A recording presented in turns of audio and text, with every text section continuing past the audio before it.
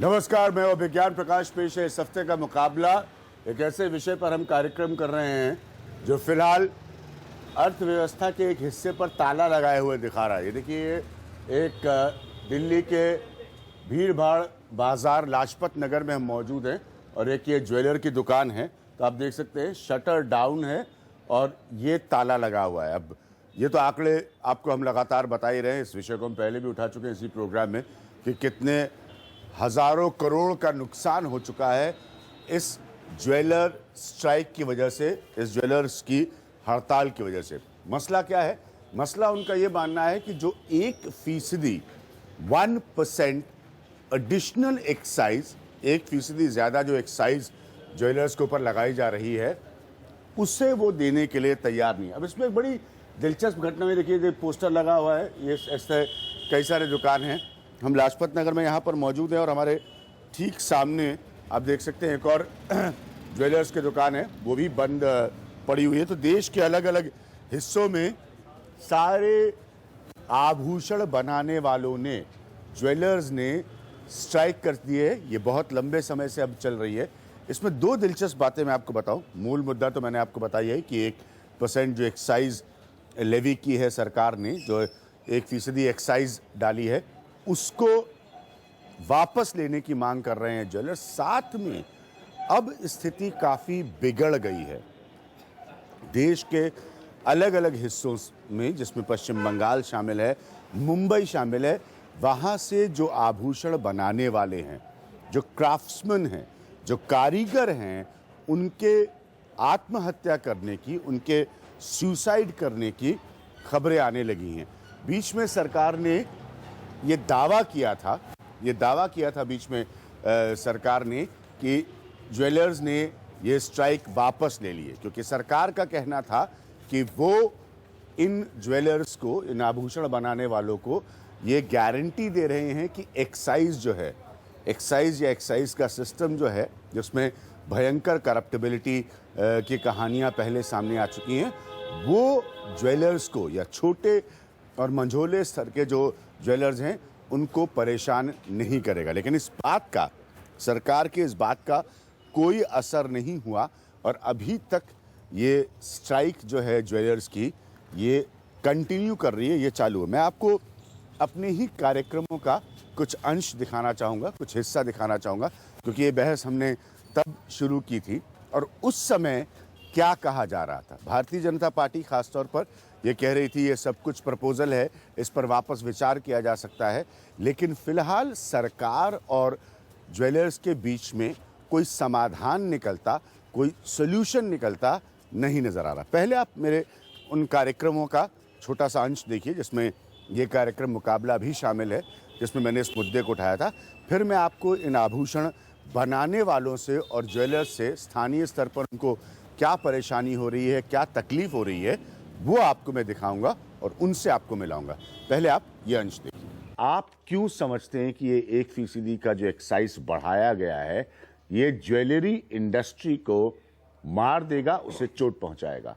Excise करने से जो हमारे 1 करोड़ आदमी हैं, हाँ, जो हैंडीक्राफ्ट में लगे हुए हैं, हाँ, जो कारीगर आदमी हैं, हाँ, वो बहुत इफेक्ट हो जाएंगे। ज्वेलरी में क्या है कि अनएडुकेटेड क्लास है लेकिन स्किल्ड क्लास है।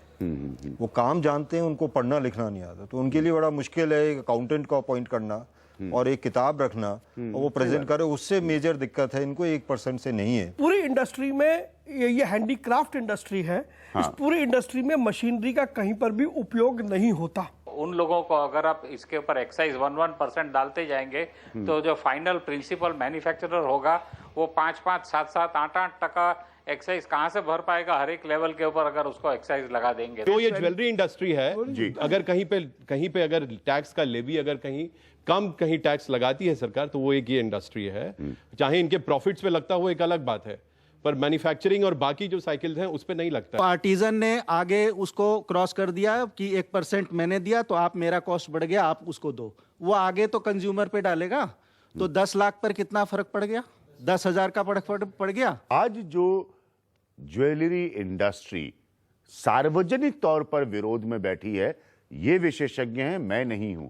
माध्यम था इनकी आवाज उठाने का, इनकी बात उठाने का। इनको सुनिए, जानिए, अगर इनके लिए वैकल्पिक रास्ते हैं तो सरकार क्यों नहीं, सुषमा स्वराज जी से मिल लेंगे प्रवीण खंडेलवाल, लेकिन सरकार क्यों नहीं सोचे फिर इसको रोल बैक करने के लिए, वापस लाने के लिए। आर्थिक एजेंडे पर नरेंद्र मोदी की मुश्किलें अभी भी बरकरार हैं। अब देश के ज्वेलर्स की हड़ताल को 30 दिन हो चुके हैं और वो साफ तौर पर 1% से ज्यादा लगने वाले एक्साइज को वापस लेने की मांग कर रहे हैं। इससे ज्यादा शर्मनाक बात यह है कि अमित शाह, अरुण जेटली और जयंत सिन्हा से मुलाकात के बाद जिस हड़ताल के खत्म होने का दावा किया गया था वो अभी भी जारी है और कोई भी समाधान सामने नहीं आ रहा है।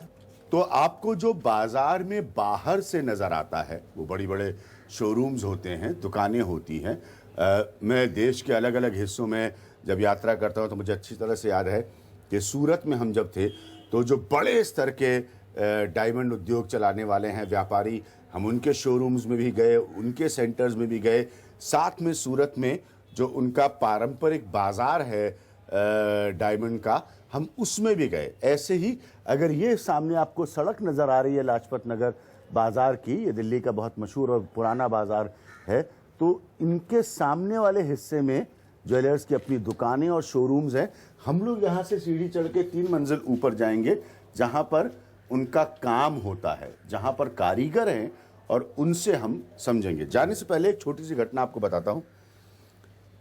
एक व्यक्ति ने हमारे पिछले प्रोग्राम के बाद मुझे व्हाट्सएप किया था। अपनी आवाज़ में एक व्यक्ति ने पश्चिम बंगाल से मुझे व्हाट्सएप किया था और बाद में उसको मेल के अंश में भी भेजा था, ये बताते हुए कि जो कारीगर हैं, जो क्राफ्ट्समैन हैं, उनको या उनकी ज़िंदगी पर क्या प्रभाव असर पड़ रहा है इस हड़ताल का, इस स्ट्राइक का। क्योंकि वो जब आप ज्वेलर के बारे में सोचते हैं तो उस कारीगर के बारे में सोचिए जो एक बड़ा उद्योग नहीं चला रहा है लेकिन एक बड़े उद्योग में काम कर रहा है। तो वो पॉइंट ऑफ व्यू से सोचना, उस लिहाज से सोचना बहुत ज़रूरी है।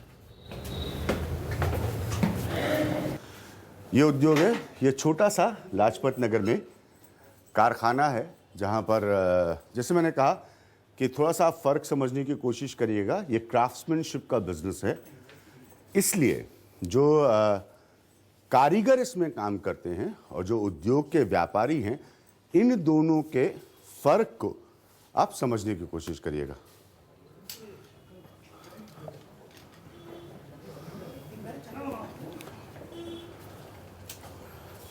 ये तो भाई साहब गन्ने की मशीन नज़र आ रही है मुझे। हैं? ऐसा नहीं है? नहीं, ये तार खींचने की मशीन है। अच्छा, आप थोड़ा अपने बारे में बताइए, आप क्या करते हैं, आपका क्या उद्योग है, आपकी दुकान कहाँ है, शोरूम कहाँ है? I am a jeweller, Anil Kota वाला, and I manufacture diamond jewellery and supply and wholesale. I have an office at Defence Colony. अच्छा, आपका मुझे एक चीज़ बताइए कि ये लोग, आप लोग जो इतने समय से स्ट्राइक किए हुए हैं, गवर्नमेंट से वापस कोई एश्योरेंस मिली है आप लोगों को? अभी तक कोई नहीं है। अभी तक कोई नहीं मिली है। ठीक, तो मैं इसलिए समझाना चाह रहा हूँ क्योंकि which is very sad. Very sad. Bengali कारीगर्स हैं मेरे कुछ, काम नहीं कर रहे हैं 1.5 महीने से। इनमें से कुछ लोग तो वापस कलकत्ते भी चले गए क्योंकि इन लोगों को प्रॉपर हिंदी तक नहीं आती है। कोई हिसाब या एक्साइज संभालना तो दूर की बात है, ये अपना खुद का हिसाब भी पूरी तरीके से नहीं रख पाते। वो भी एक तरीके से हमें ही मेंटेन करना पड़ता है। तो आप लोग यहाँ दिल्ली में, आप कहाँ से रहने वाले हैं? पश्चिम बंगाल से मैंने सुना है, बहुत सारे लोग दिल्ली में काम करते हैं। बंगाल से। कितने साल से हैं यहाँ पे? यहाँ तो बहुत दिन हो गया। अभी कितना साल हो गया? 20 साल से करीबन होगा। पहले कभी इस तरह की लंबी हड़ताल हुई है? ये ऐसा काम नहीं बंद हुआ था कभी। काम नहीं बंद हुआ था। अभी जो काम बंद हो गया, हाँ, ये तो बहुत ज़्यादा दिन हो गया। हम लोगों का यहाँ रहना और खर्चा चलाना बहुत मुश्किल हो गया। क्यों? ये लोग खर्चा चलाने के पैसे नहीं दे रहे? यहाँ भी काम ही नहीं है। काम नहीं होगा तो फिर कैसे पैसे मिलेंगे? काम ही बंद है ना। जरा अपना काम मुझे समझा सकते हैं आप कि आप लोग करते क्या है यहाँ पर? क्योंकि ये देखकर तो कुछ किसी का नहीं समझ में आएगा कि इतने खूबसूरत आभूषण जो हैं वो कैसे बनते हैं हम देखना और समझना चाहेंगे जी। अच्छा, उसमें ठीक है, हम जरूर देखेंगे। ये मैं आपको ज़रूर बताना चाहूँगा कि पश्चिम बंगाल से बहुत ज़्यादा लोग उत्तर भारत में आभूषण का काम करने आते हैं। ये बात सही है, क्योंकि पिछले कार्यक्रम के बाद मुझे बंगाल से बहुत लोगों के फ़ोन आए बताने के लिए।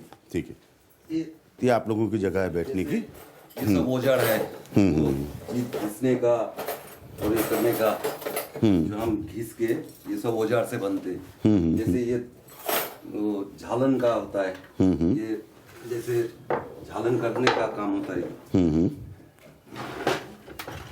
ये सब औजार वगैरह है। इसको दिखाइए जरा वापस खोल के। तो ऐसा लग रहा है कि डॉक्टरी, ऐसा लग रहा है डॉक्टरी का सामान है ये। नहीं, ये कटर है। नहीं, मजाक कर रहा हूँ मैं जी। प्लास है, जैसे छोटा छोटा चीज पकड़ने का, तो हाथ से नहीं पकड़ पाते, इससे पकड़ना पड़ता है। तो झालन का जो है ये दिया है, इसमें ऐसे मुंह में लगा के झालन करना पड़ता है इससे।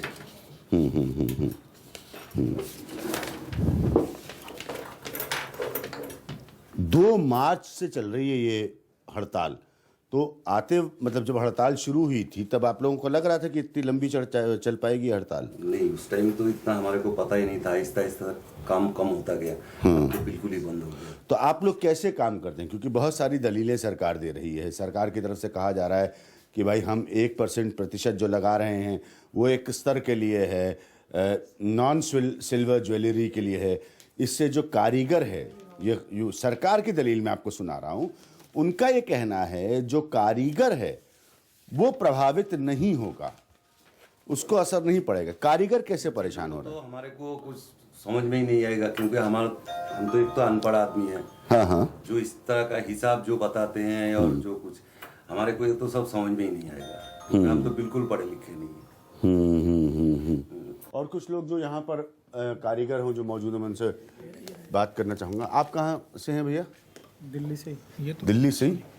कितने सालों से हैं आप इस काम में? बचपन से। बचपन से ही हैं। तो अभी जैसे 2 मार्च से हड़ताल चल रही, तो अभी आप लोगों को कोई काम वाम नया नहीं मिल पा रहा है? आप लोगों से पूछना चाह रहा हूँ, आप लोग तो मालिक लोग हैं, जो काम करने वाले हैं। सरकार कहती है कि भाई 1% एक्साइज दे दो। तो हम ये कहते हैं, सरकार की तरफ से जो बोला जा रहा है, सरकार ये कहती है कि हम आपको परेशान नहीं करेंगे। ये एक्साइज वाला जो सिस्टम है जिसमें करप्शन का चार्ज भी बहुत लगता है, हम परेशान नहीं करेंगे आपको। आप मानते हो कि अगर आप 1% एक्साइज दे दोगे तो परेशान नहीं करेंगे? पहले तो कहते हैं आपको ऊपर असर नहीं होगा। ये सारा चेन सिस्टम है। हाँ, जब आगे जिनसे काम मिलता है हमें, उनको ही तकलीफ होगी तो हमारे को तकलीफ तो होगी काम की। सारा चेन सिस्टम है। ये जो अश्योरेंस दे रही है सरकार कि भाई आपको एक्साइज इंस्पेक्टर परेशान नहीं करेगा। पिछली बार मेरे कार्यक्रम में आपके उद्योग के लोग मुंबई से और दिल्ली से और गुजरात से हर जगह से आए थे। तो आप लोग क्यों नहीं कन्विंस्ड हैं सरकार के बयान से? हम दूसरे तरीके से बात को कहना चाहते हैं। हाँ, बताइए। ये पहली बात तो it is a small scale industry, handicrafts में आता है। इस पे एक्साइज की ज़रूरत ही नहीं है। परेशान होंगे या नहीं होंगे वो तो एक अलग इशू है। और आज तक अभी तक तो कोई ऐसा ट्रेड नहीं है जिस पे एक्साइज लेविड और वो ये कहीं हम परेशान नहीं होते। ऐसा तो है नहीं कि एक्साइज नई चीज नहीं, कुछ लोगों की राय है कि वैट कह रहे हैं आप बढ़ा दीजिए, उससे हमें कोई एतराज़ नहीं है।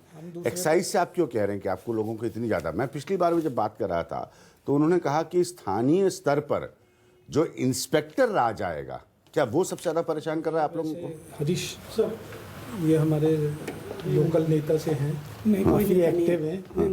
नहीं, हाँ बताइए हरीश जी। जैसे वो कह रहे हैं कि आप क्यों परेशान हो रहे हैं 1% से? ये सरकार कह रही है। चक्कर है कि हमारे ट्रेड के अंदर हम लोग अनपढ़ है। हाँ। हम लोग पढ़े लिखे नहीं है। हाँ। हमारा को बचपन से हम लोग काम पे लग गए। हमारे को हर एक लोग ये लोग कहते हैं लो जी हमारा काम बना दो, काम बना दिया। हम लिखत पढ़त कैसे करेंगे? कोई आगे हमारे को हरेसमेंट करेगा तो हम क्या जवाब देंगे?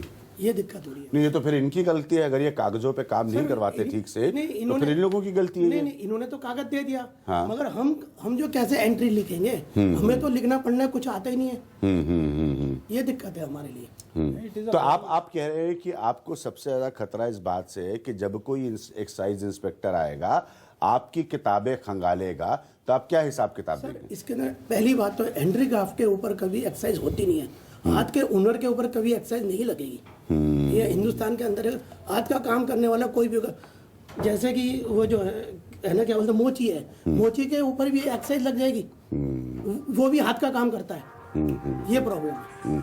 मैं एक दिलचस्प बात आपको बताना चाहूंगा, पहले भी बता चुका अपने कार्यक्रम में, दोहरा रहा हूं कि 2005 और 2012 में जब कांग्रेस की गवर्नमेंट थी, क्योंकि अब केजरीवाल से लेकर राहुल गांधी जो है, ये विषय हमने सबसे पहले उठाया था, वो भी ज्वेलर्स की इस हड़ताल का साथ दे रहे हैं। दोनों बार विरोध की वजह से 2005 में भी और 2012 में भी कांग्रेस की गवर्नमेंट को, जो यूपीए सरकार थी, मनमोहन सिंह जिसके प्रधानमंत्री थे, दोनों बार उसको इस हड़ताल के या इस दबाव की वजह से वापस लेना पड़ा था इस प्रस्ताव को। तो इसीलिए ये और ज्यादा महत्वपूर्ण अब होता जा रहा है देखना कि सरकार और इन ज्वेलर्स के बीच मिलके क्या वाकई कोई समाधान निकल पाएगा। मैं आपको बता दूं, 30,000 करोड़ रुपए से ज्यादा की सालाना आमदनी इस उद्योग से, जो बहुत फैला हुआ उद्योग नहीं है, उद्योगों के लिहाज से छोटा उद्योग है, 30,000 करोड़ से ज्यादा की सालाना आमदनी सरकारों को केंद्रीय स्तर पर होती हैं इस उद्योग से। वक्त हमारे लिए एक ब्रेक का, हम वापस आएंगे, उसके बाद कुछ और लोगों से यहाँ ही पर बात करेंगे। इसमें मैंने कहा है लाजपत नगर में हम आए हैं, इनकी उम्मीदें पूछेंगे, क्या इनको उम्मीद है कि यह हड़ताल खत्म हो सकती है? अगर हाँ इनको उम्मीद है तो इनके हिसाब से फिर सोल्यूशन क्या है, समाधान क्या है? क्या ये सिर्फ 1% के रोल बैक पर मानेंगे, वापस लेने पर मानेंगे, या इनको लगता है कि कोई और भी रास्ता निकल सकता है?